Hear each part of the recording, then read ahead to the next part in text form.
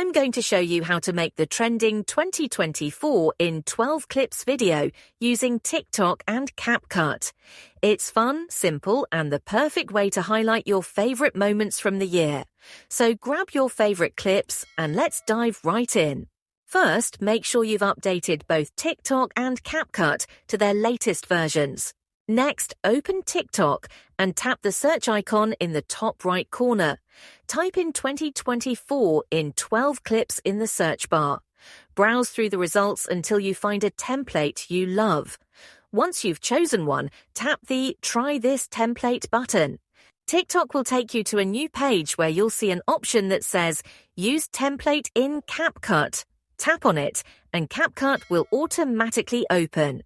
In CapCut, tap Use Template and start selecting 12 clips one for each month of 2024. Choose videos or photos that represent your favorite memories of the year. After selecting your clips, preview the video to see how it looks.